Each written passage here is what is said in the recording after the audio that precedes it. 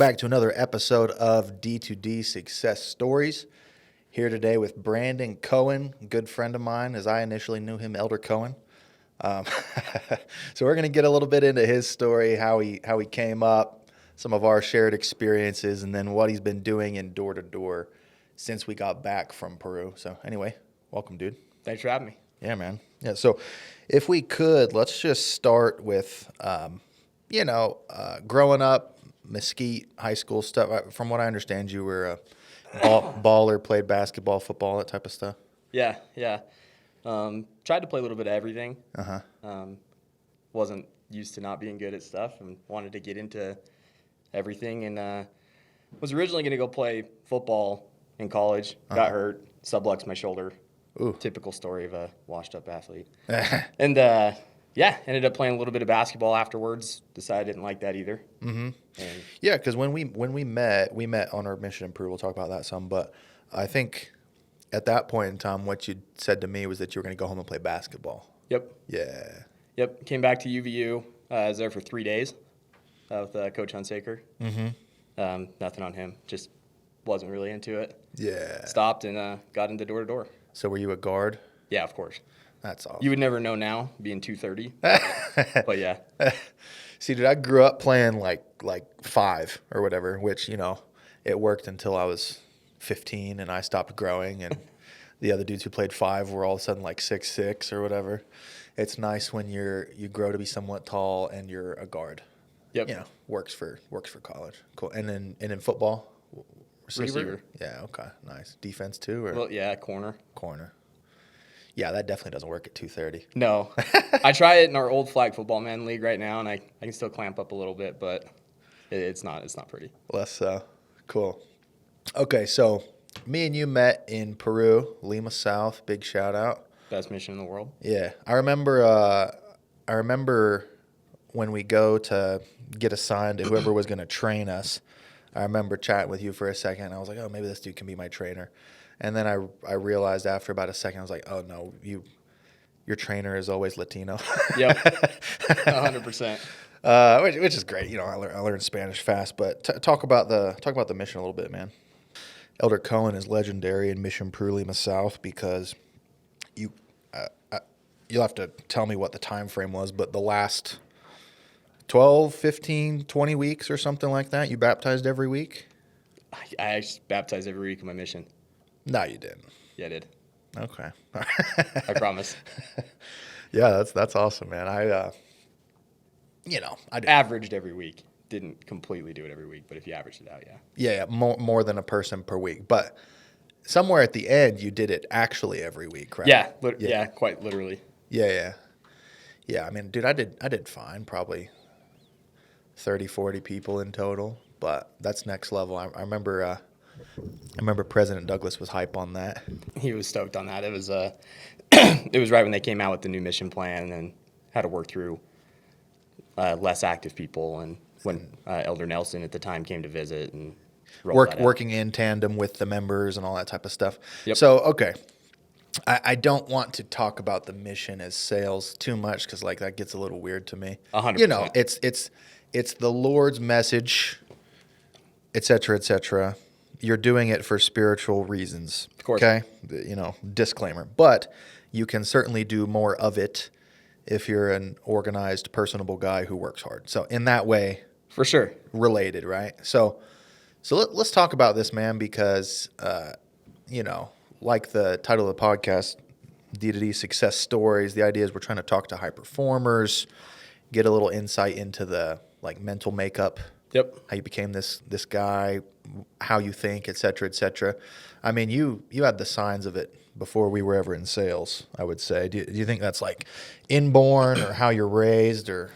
Definitely how I was raised a little bit. Yeah. I think luck is given to the man in motion. Yeah. So I failed a lot, which helped me learn how to not keep doing that over and over. Yes. So I think it put me in positions to win because I failed a lot. Super competitive? Very. The most. The absolute most. I mean, I already knew this about you, but earlier when you were saying something about wanting to do stuff you were good at. Yeah. Yeah. I remember joking to like my sister in high school because she was like, Levi, how are you just like the best at all the things you do? I was like, well, we can be a little more modest. There's like two things I do, and I quit all the things that I wasn't the best at. So, Yeah, boom. that's fair. Yeah. That's fair. Okay. Cool, man. So you get home from your mission. When was that? I know you were a few months 2014. ahead of me. 2014, like spring or something? Yeah. May. May. And did you go out selling that summer? Or I didn't. okay. I didn't. I waited till the next one. Yeah. So what'd you do? I came back. Obviously, I started working. Well, I went back to Peru for a month. Oh, nice. Went and visited everywhere and saw people. It was fun. And anyways, came home, worked out for basketball, did that. Took a look at where I wanted to go. Kind of worked for my mom for real estate for a little bit. Took a look at that, see if that's something I wanted to do. That's what I did that summer. I did meet with some Vivint guys that wanted me to go out. Yes. Ended up saying no. Said there's no way I'm going to knock doors again. And then Too soon. Yeah, it was too soon or ever at the time. Yeah. And then obviously went to school for about a year. Realized that wasn't for me. Nothing. Getting your education is great, but it wasn't for me. Why not? Let's pause there for a sec. Yeah. Why is it not for me? Yeah. Dude, there's a lot of reasons. I have a hard time paying attention to things that don't catch my attention. Like, so if I'm sitting in math or science or just whatever and it's not interesting to me, I'm done. Can't. No, if I have zero curiosity, I can't fake it. Something that I realized about myself is school is this long path for a big payout at the end. And, it's nice to be able to stick with something, delayed gratification, et cetera, et cetera. But I myself, I really like the quick feedback loop of commissions. Yep. Or even going back to like when I was in the restaurant, tips. It's like I did a thing, boom, here's the money. 100%. It's shorter loops. You know what I mean? Yep. You think that was maybe part of it? Definitely. While I was in college, like my mom, I'm spoiled. I'm an only child. Yeah. So my mom obviously helped me out at all times. My mom's the best. But I didn't have money because I didn't want to work a job that was similar to going to college. And I met up with a bunch of buddies that had done summer sales.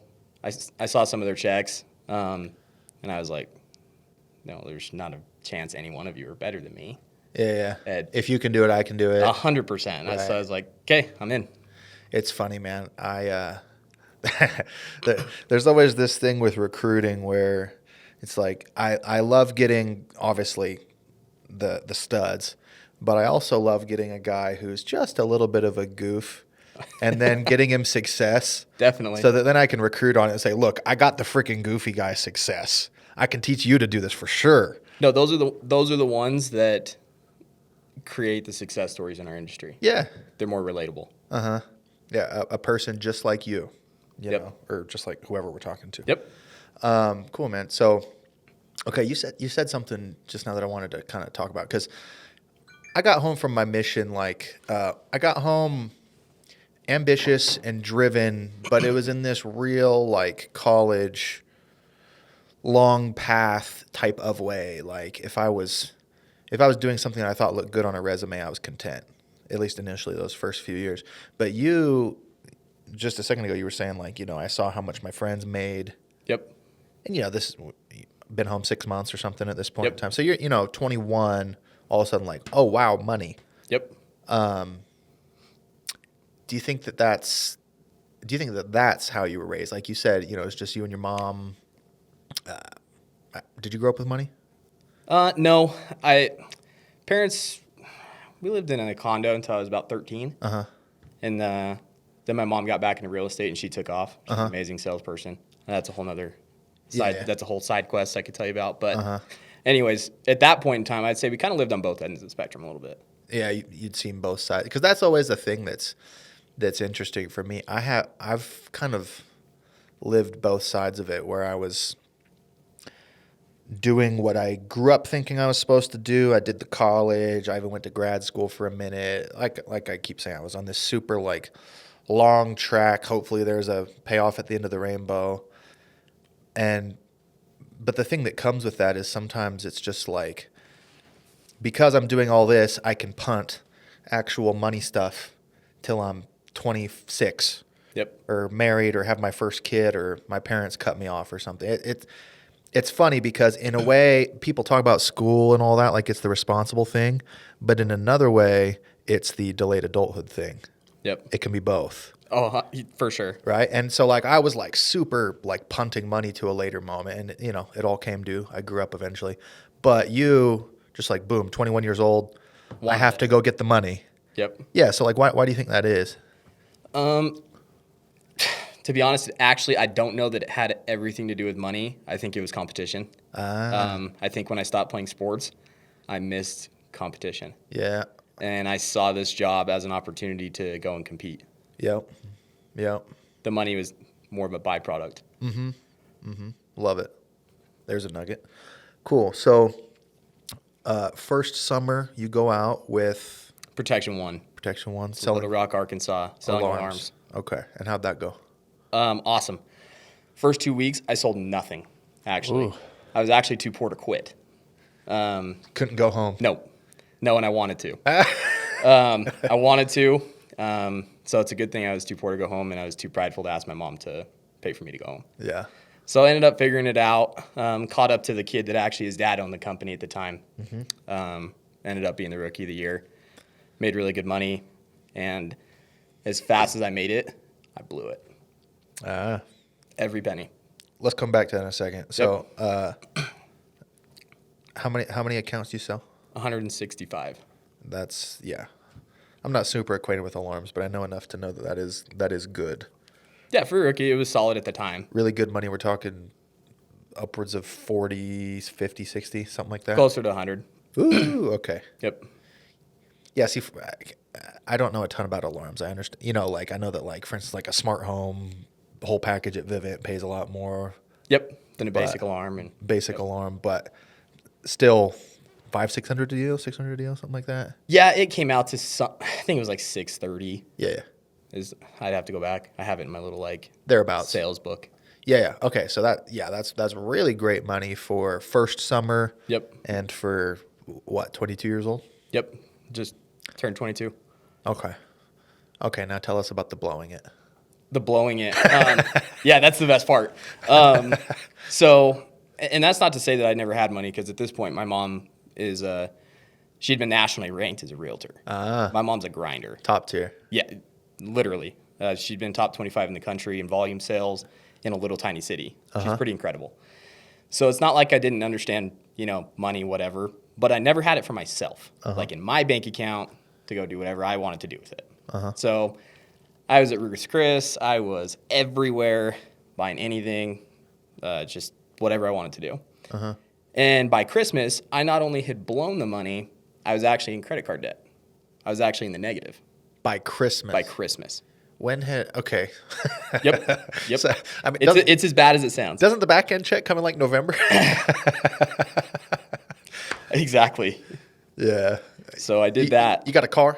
Yeah. Okay. I mean, I did get that. I'm trying to think what are the big chunks here that explain all The that. thing is, it's not the big chunks. And I think I've watched it through our industry because people post such crazy astronomical things that they do with their money and the amounts of money that they make. And people see it and they're like, oh, I got to match it. I too must do this. Yep. Yeah, that it's funny that becomes a source of competition as well, Yep. And I lost that one. which is dumb. I mean, okay, I'm not going to defend competing on the terms of income. Like there's some pitfalls there. But even that would be better than competing on the terms of spending. For sure. Yeah. Yeah, no, and that's the thing. I think I got a little reckless, or very reckless. But the cool thing that I realized is I knew I could make it back. Yeah, I don't know. Something to be said for that. So I did. Yes. Okay. So going to the next summer, do you put together a team? Yeah, I did. Okay. How many guys we talking? I think I had 20. That's Give or good. take. That's good. That's Yeah. good. Recruiting was my strong point. How'd you do it?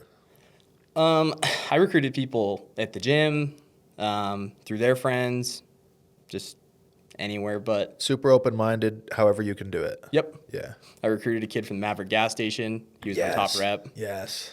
I always tell my guys, I'm like, hey, talk to the cashier. And it's not even necessarily because I think we're going to get that many cashiers. You get some, but you got to exercise that muscle, man. It's like It's the same as talk to knocking all doors. of them. Yeah, It's a talk numbers to game. all of them. Why not? You get them, or you practice the conversation at least. Yep.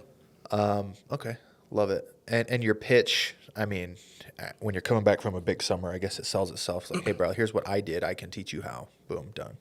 Yeah, I kind of listen to them for a second and, and I'll usually ask them, hey, what are your goals? Yeah. Like, are you doing the job you want to be doing? And they're like, no. Like, they look at me like I'm stupid. Yeah. And I'm like, well, that's a good sign. Uh-huh. So I'm like, well, I kind of have an opportunity for you, and I kind of show them what I did. And I think the biggest thing with their industry, and I think I've learned this recently and been doing it for 8 years, is I would say 70% of what you hear is fake. It's Well, yeah. it might even be more. People say they make X, Y, and Z. They do X, Y, and Z, and they do maybe 50% of what they say they do. And if I could just pause and give my own elaboration there, I was going to say 10, 20, but there's infinite ways for it to be fake. For sure. But I mean, let's name some common ones. First off, just bold-faced lies, like you say a thing happened and it didn't. But another one, they tell you what they sold pre-cancels. Yep. Oh my gosh. They represent a revenue as a earnings. Yep. What else? They present their marketing deals as their total income before paying it out. Like they'll be like, "Oh, I made 800,000, but they haven't paid out the 600,000 that they owe." Here's an even stupider one, but I've seen it. They tell you like what their goal for the upcoming year is. They act like they already did it. Yep. This year, I'm gonna. Yep. Well, Yeah, they present it as like this. I love the optimistic thinking. I but did this. Yeah. It's amazing. It's like, I like your goal, but what did you do? Right. And I think that's what sometimes gives our industry a little bit of a bad rap. But if you can show them proof of what's been done and what's being done, they'll listen. And that's why there's so many success stories in our industry. Real ones. Real ones. Let's talk about that because there's different camps here, I think, with like showing them proof. Like, lowest level of showing proof is just, here's my tax return. Or Yep. that's what I think is the lowest level. I mean, it works. That does work. For sure. I hate to be in that posture of like, you think I'm a liar, I'm presenting proof. Like, an even better proof is like, come check out my meeting and see the other guys who are doing it. Yeah, I think like something? there's proof in that, and you can sometimes bring them in and show them numbers, and but even those can be manipulated Yes. heavily before Yeah. you get into a room. But I think the biggest thing for me is when I was being recruited after a really big summer at Vivint, people would be like, "Hey, come over to my house, like meet with me," and they'd try to talk to me on like a human level, and they wouldn't just get down into the nitty gritty, like let's go. And they talk to me, and you can see around them what's going on. You can see it, you can feel it. It doesn't have to be like rubbing their nose in it and being like, I'm rich, I made a bunch of money, I did well, I did this. And you can see, and then you start asking them questions. Yeah. Because you go, wow, your home's beautiful. How'd you do it? Oh, That's an okay, easy cool. one. What do you do with your money?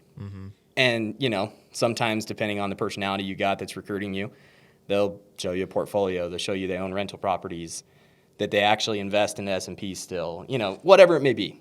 Here's another one. This is a little even less tangible, but sometimes you talk to a guy who tells you he made X, Y, and Z, and you're just not impressed with him, and you're just like, there's no way this man made that.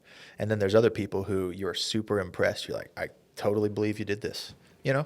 Yeah, it's kind of like a who you are as a person thing. Yeah. Trust, obviously, but helps recruiting It's your hard. warm market and stuff. Yeah, and it's hard to fake it. Like, if you're telling somebody you did something and they ask you about it, it's hard to fake it. Like, the really good ones, you can just tell. Like, it's judge a character. Like, you've been doing this job. Like, I don't know. You can kind of tell. Yeah, exactly. I always pride myself on that. I make some really like aggressive like hiring decisions off of like 5-minute conversations. Yeah. I offered a dude $500,000 a year the other day off of like 5 minutes, and he thought I was crazy, but I was like, no, I'm confident in you, bro. Okay, so you go out with 20 guys. Yep. And a new company at this point, right? Vivint. Vivint. Okay, you go out with Vivint. Cool. And where'd you go? Seattle, Washington. How was it? It was actually good. We went out to Washington. We actually went up there with another team that was kind of helping me get into Vivint a little bit because Yeah, like onboard you properly. Yeah. Product knowledge. That yeah, kind of stuff. and they were great. Yeah. They were great. We didn't bounce because they were bad. Uh-huh. We kind of moved to a different market, and I had some guys go to Houston. Uh-huh. Moved into Utah because I had chunks of guys. Yeah. And they didn't mesh super well. We can talk about that later. Mm-hmm. But they sold well and got into Southern California, which is my favorite market I've ever sold in. Interesting. And went into Southern California and did really well. Sweet. Okay. 20 guys. Second summer. Are some of them becoming managers? Like, how many were you able to bring back of the 20? I think half of them came back. That's good. Yeah, I'd say about half. And they all did pretty solid. For summer model, that's really good. Yeah, it was about half. Yeah. It was 10 or 11. Some of them, I think I jumped the gun and tried to make them managers too quick. Ah. I was stoked at being. Because you wanted to just like be a regional and stuff I was so stoked fast. at being a regional. Yeah. Yeah. And Well, rightly so. You just got to do it right, though. a lot of people, I ended up having to merge a lot of people together the following year.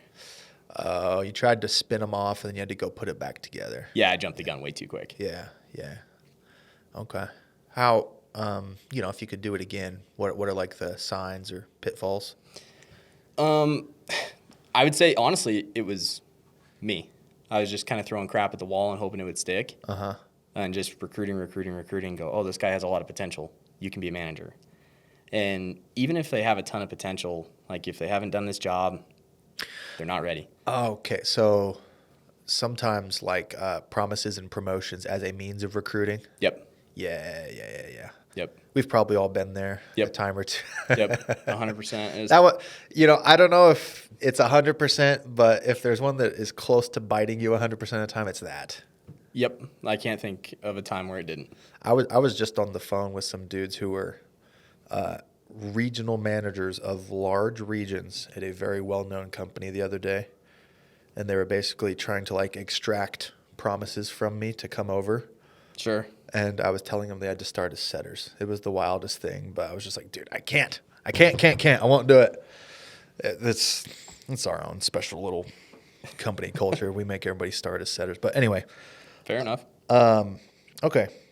So, yeah, third year, you're putting them back together. When do you become a bona fide regional? When does it actually happen?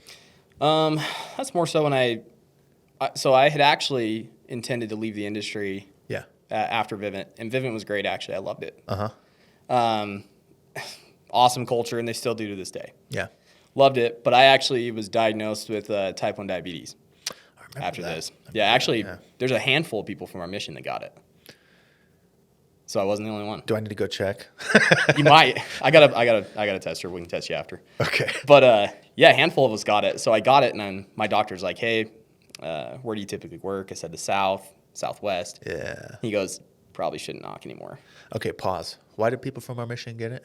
No idea. Special diet, all could, carbs, dude. rice and potatoes? I wish I could tell you. I don't know. Yeah. But I just know that there's a handful of us that got it. I had a lot of weird things in Peru, so I mean, it very well could have been, but I don't know. Pandora's box, Peru. Yeah, exactly. Exactly. Okay, so you're intending to leave and that's fair. I mean, So I started selling real estate. a ton of people get into door-to-door intending to leave. Yeah, and you started selling real estate. Let's talk about that a little bit. So you're doing this concurrent with staying in door-to-door, at least initially. Yeah, kind of. Doing it with your mom, Yep. under your mom's tutelage. Yep, 100%. Sweet. Cool. And what's, aside from her doing it and having a good career in it, what else is the draw for you? To real estate? Yeah. I like selling, and I enjoyed working with people on getting their homes and investment properties and just whatever the case was. It was fun to be a part of that process. Yeah. And I met a lot of successful people too. It's like a super special purchase for the client, right? Yeah, of course. And I probably got some of my best, advice ever from clients actually. And yeah, just like, hey, throw me a bone. Well, one guy's like, well, I was part of the group that invented the porta potty. Go figure. Billionaire. Yep. Yeah. And another guy has a contract, so every train on the West Coast has his liquid hand soap. The randomest products, man. Yep. And it was interesting to listen to these guys and their stories. So that was fun with real estate. Learned a lot from that. and yeah, the money's great. Yeah. You invest in it some. Yep. Yeah.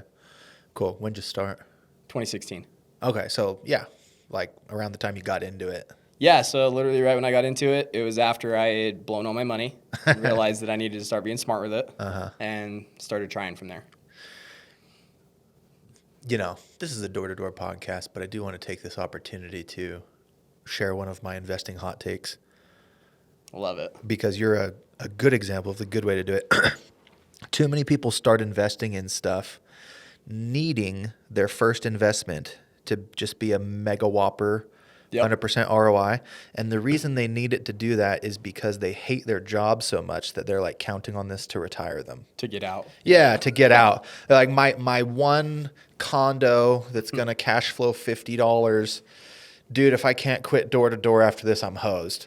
For sure. So like when my guys come talk to me, they're like, I want to start investing. What do I need to know first? I'm like, first, accept that this is a good thing and you do need to do it. But even after you do it, you're still going to need to work here.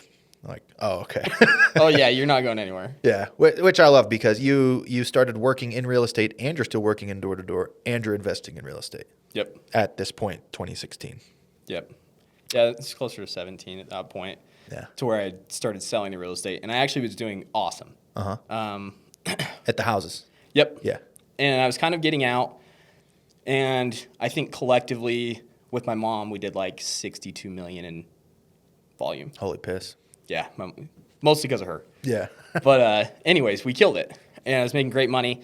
The one thing that I realized, though, is I missed working with my friends. Yeah. Not that my mom's not my friend. She's my best friend. Yeah. But I missed working with my friends, and I missed mentoring. Uh-huh. It's something I prided myself on. Yeah. And as far as competition was going, my mom was so good that there really wasn't competition where we were.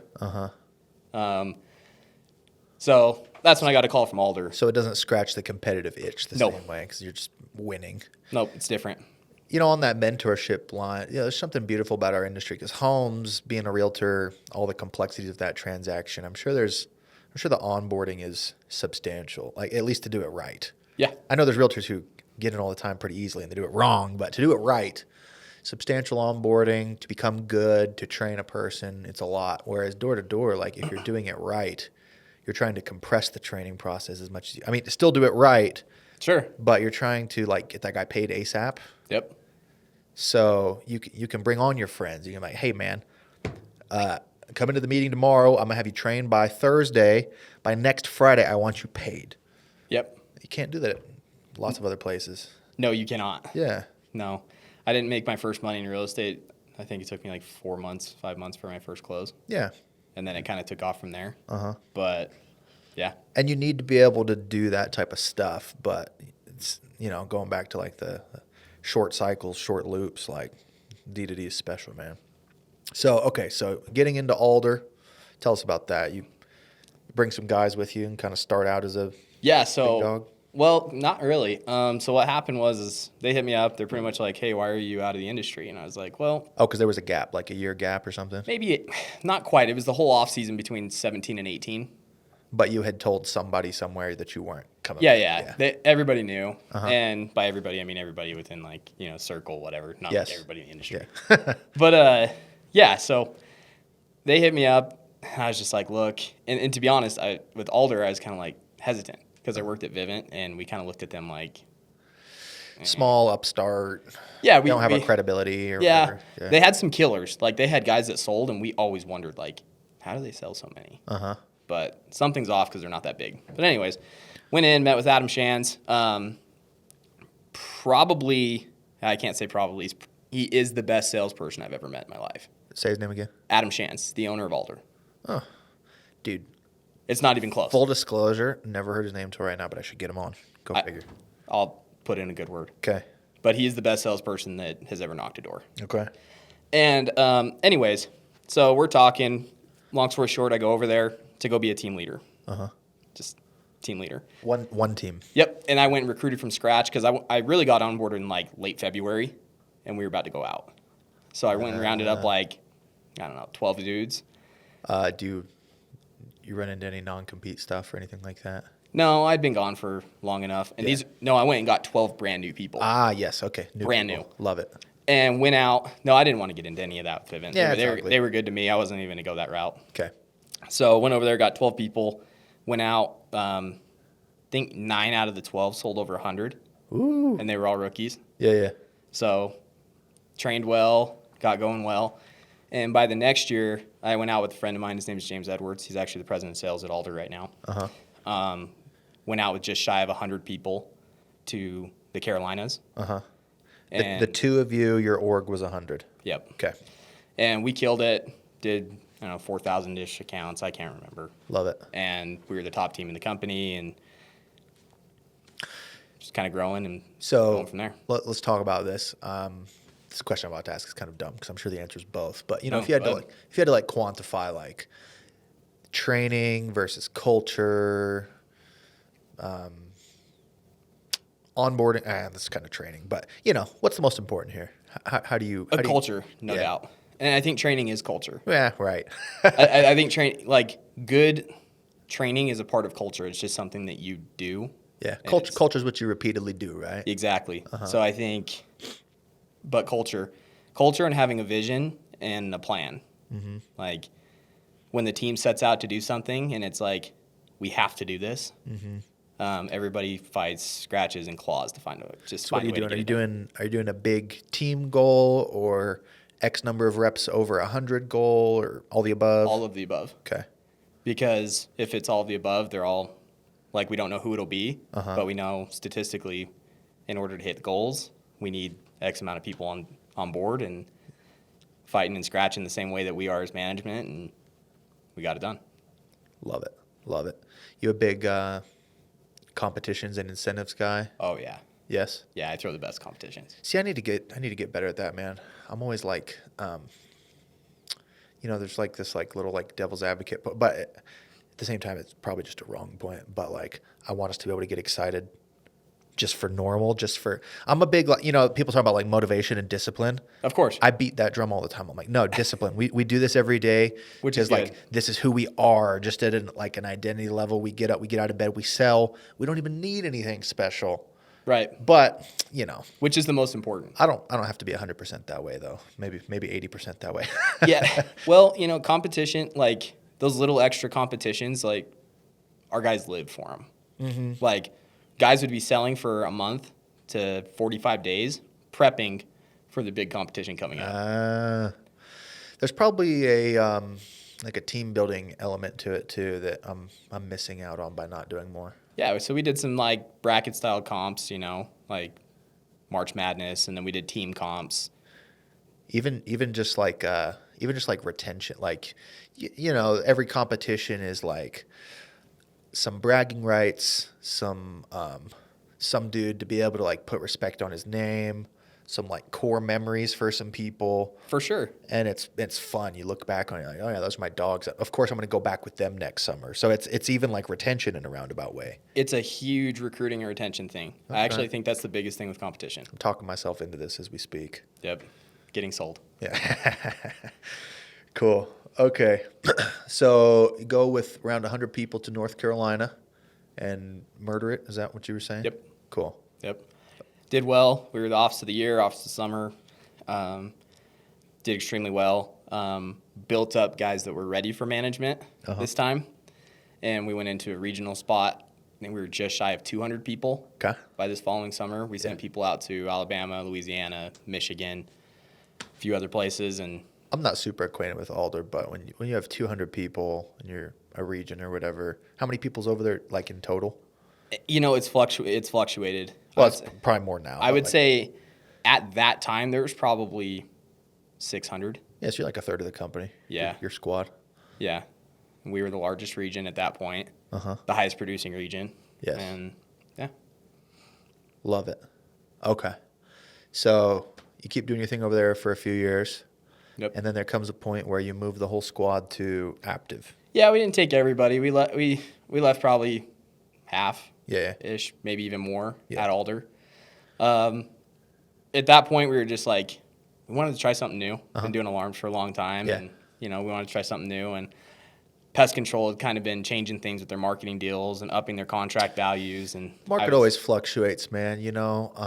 Products kind of get hot. There's a better market opportunity, and then later they get saturated, and just the dynamics of the industry, the way that people are getting paid, the margins.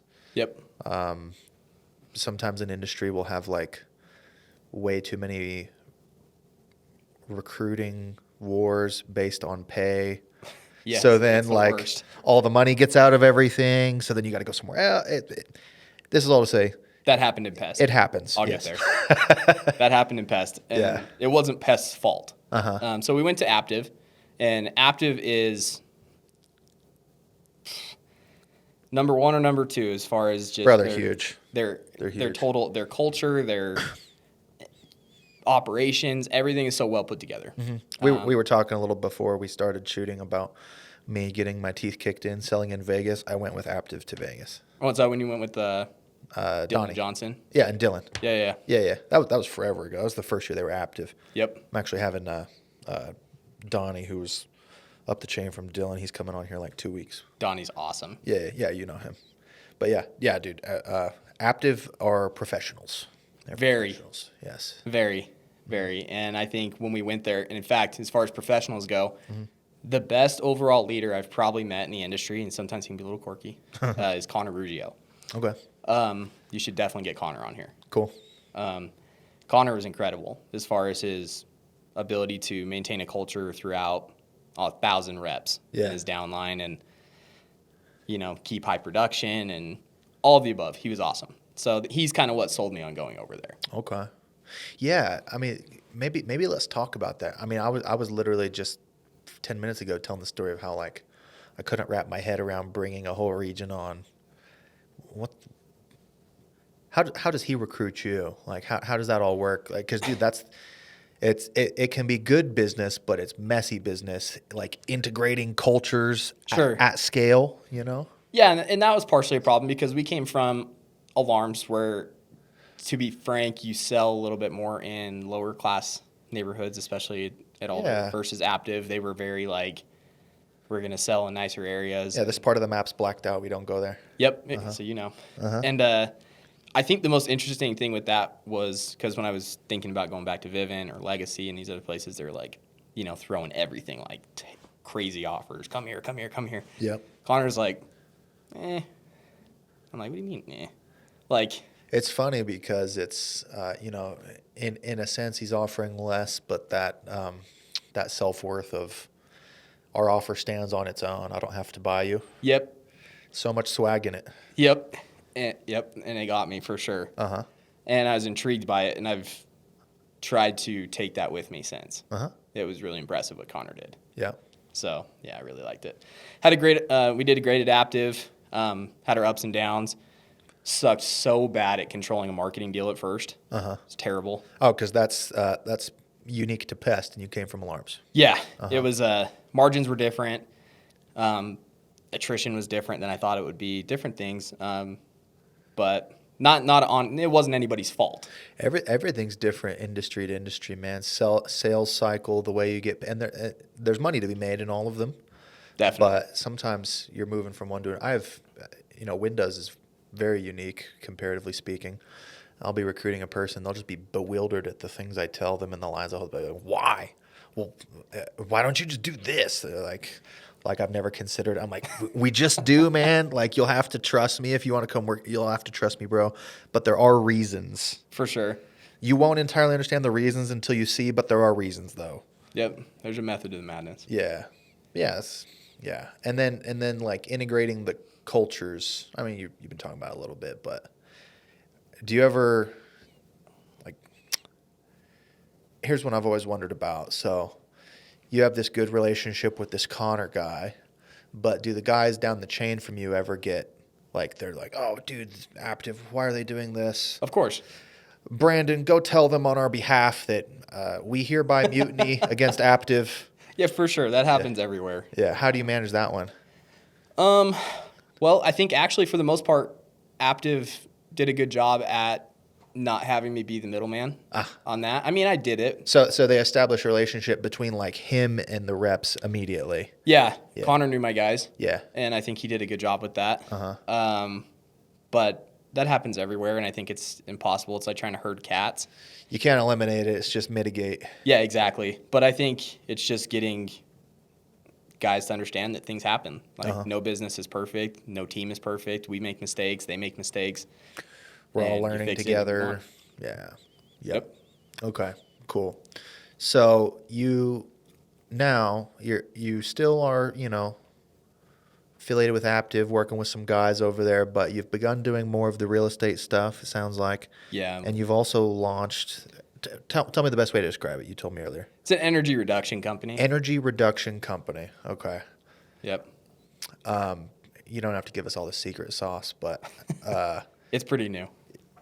Is it one of the, hey, we're going to come audit your house on these 6 or 7 different points, one of those type of deals? I mean, yeah.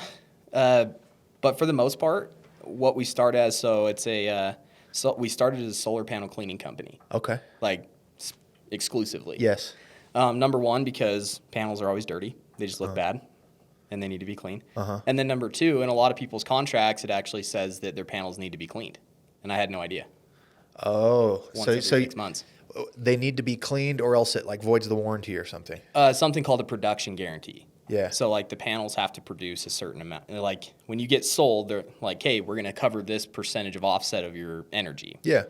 And if something happens, one of the questions they're going to ask you when they come and audit your panels, hey, have you had them professionally cleaned every 6 months? Not every company, but this is vast majority. Yeah. You say, oh, well, yeah. Okay, cool. Do you have documentation? Well, the answer is no. Oh, no, we didn't do it. And then it gets the company out of some type of promise they've made you. Yep, and then they have to buy more panels. Well, that's a hell of a pitch for y'all. Hey, I noticed you have solar. I'm acquainted with how that works. Yep. At some point in time, you signed a paper that says you need to do this. Which they didn't know. You signed it, but they didn't tell you super explicitly. Anyway, we're here to help you with that. Yep. It's very similar to the pest control pitch. It's, hey, we're cleaning these guys' panels, which we are. We can hop up, do yours, doing it for this rate. It depends how many panels they have and stuff. And then we apply a production boost. It's called an anti-static coating. It's the same stuff that is on the panels when they come out of the shop, pretty much. Follow on products. Yep. So it's subscription based. We go every 6 months. Love that. Yep. Love that. Now you guys have what is it? 5, 7 different little things you sell at this point? Really, it's just like 3 main ones. We do critter guard. So we do the barrier around the solar panels, so rats, birds can't go in down and make mess. And then Aero Seal, if you've ever heard of it. Yes. So, yep. Cool. Because we've been looking at getting into some ancillary products ourselves. Insulation. Insulate, okay.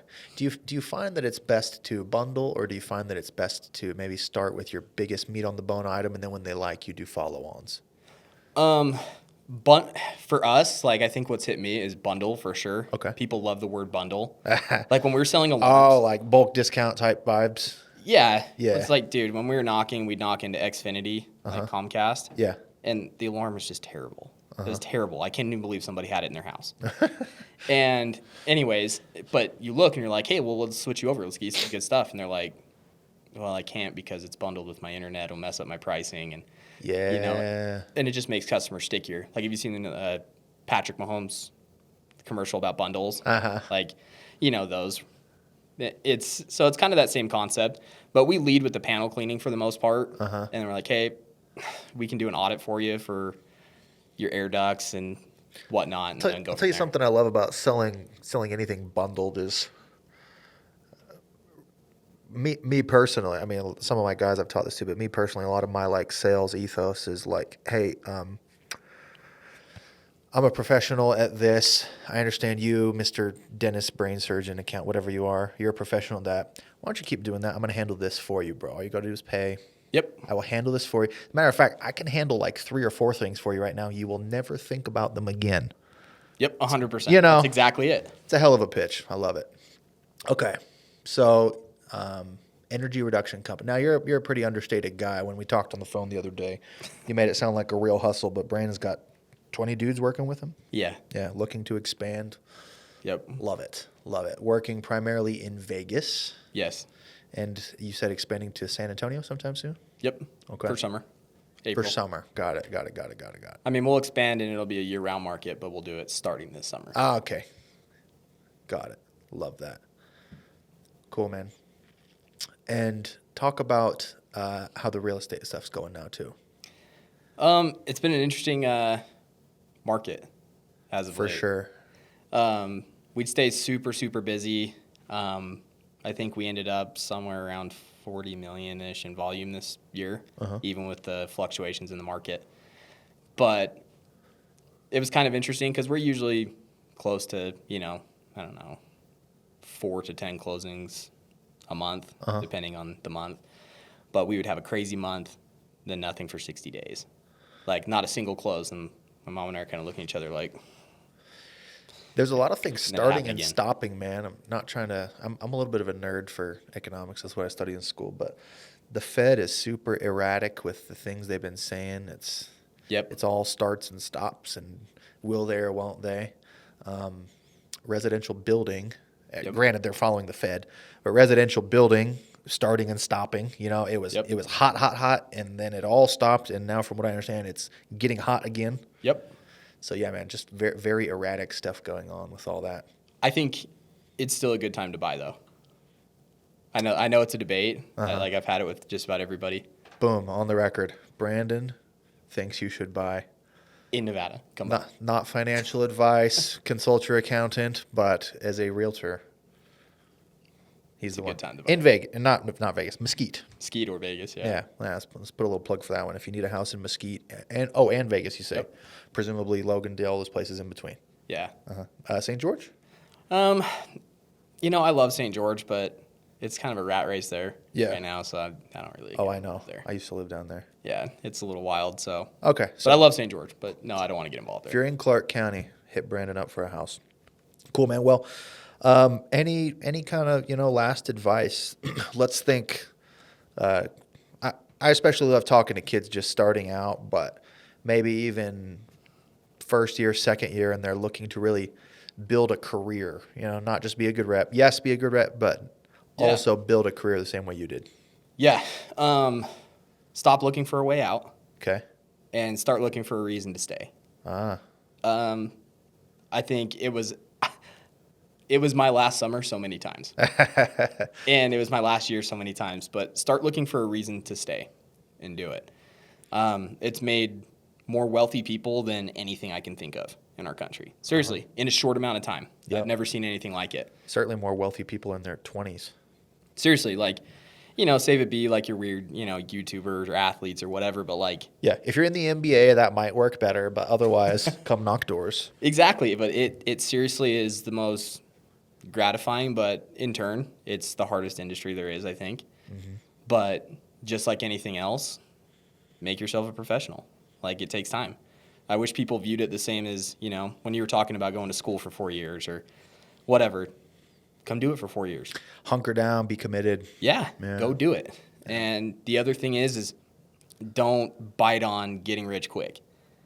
If you do, that's awesome. Then you're probably in the 1% of 1%. That's great. And those stories are out there, but be okay with investing normal, slow wealth. Because I know a lot of times in our industry, people are they crap on 9-to-5 jobs. And it's well, yes, but they do a lot of things right. They're building a 401k. They're building a retirement plan. They're doing a lot of things. Isn't it sad when we go make more than a 9-to-5 person, but then have less saved? 100%. And that's exactly the problem with what we have. And I think get around people that'll help you do basic investing every single week. Take 20% of your income minimum and keep it and go invest and then save the rest. So I think that's the biggest thing I tell people is look for a reason to stay. Stop looking for a reason to leave, because a lot of people look for reasons to leave.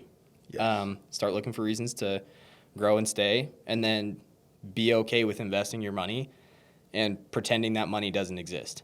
Don't look for reasons to go touch it. Stop thinking, oh, man, my money's not doing anything for me. I could have went and bought something cool. Shut up. Leave your money. Don't mess with it. I think it's just, I know it's not the sexy approach because we live in a sexy industry here where, we get to buy cool things and do cool things, but don't fall for it. Love it. Well, let's leave that as the mic drop. Thanks for coming on, bro. Of course. Thanks for having me anytime. Oh, if our listeners wanted to be able to reach you, is there a particular place, maybe where you're more responsive, social media, whatever? Yeah, you can reach out to me on Instagram, like What's your at the real Brandon Cohen. At the real Brandon Cohen. Yep. Brandon with an O, Cohen with an H. Yep. EN. All right. Anytime. Okay.